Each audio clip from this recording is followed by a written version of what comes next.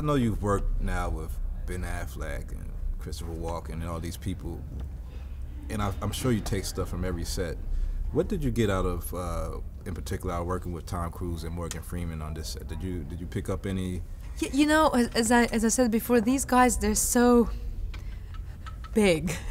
They're such amazing actors and with wonderful, you know, astonishing careers, and I admire them both. So of course, working with both of them, it was you know, something I couldn't even dream of. And of course, I watched them all the time. And it's funny how everybody's different and everybody has a different approach.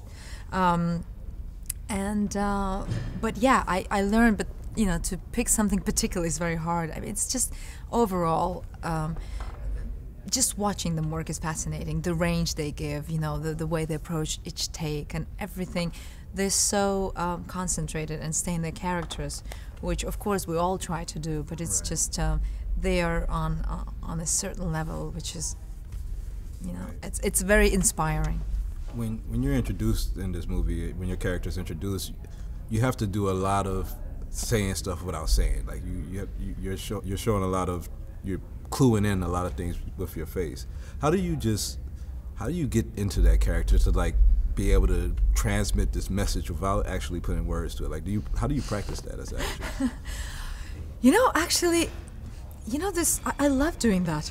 I love acting without words. I found it's funny, I started, there was the first time I actually did it in quite a few movies now. You make me think about it, and I don't know why, but the first experience I had was in Centurion, where my character was mute, and I remember thinking, should I take on this part? You know, and then I thought, this is actually more interesting, because how am I going to portray this and make people understand me without speaking? It's so much more difficult. And I thought, this is actually such an interesting research and creation. And so, well, in that case, I worked on the body language. And then I did the Malik movie, where I, you know, practically don't speak. And then this one, it's true, there's a lot of silent moments as memories and the backstory without giving too much away. And I love it. It's such an internal process. It's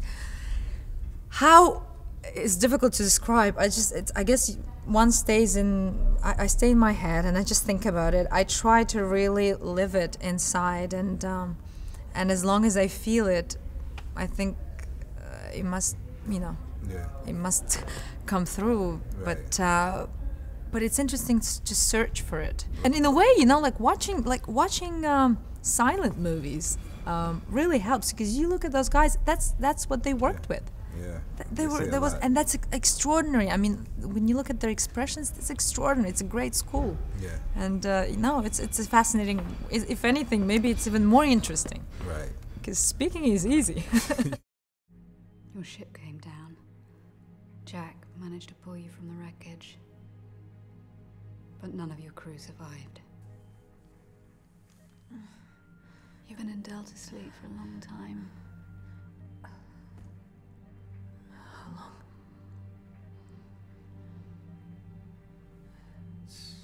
60 years, at least. I have to get back to our ship.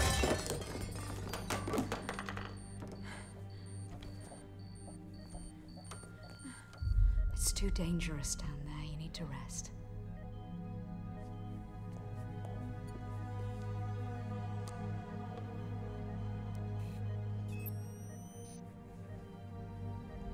Becca. Don't touch me. This movie deals a lot with, you know, some of the conversations we're having with nuclear proliferation and all the stuff that's people scared about North Korea and the rest of the world. Do you think ultimately, like, the world is going to get it in order and find out how to stop these dangerous weapons from being in the hands of anybody, you know?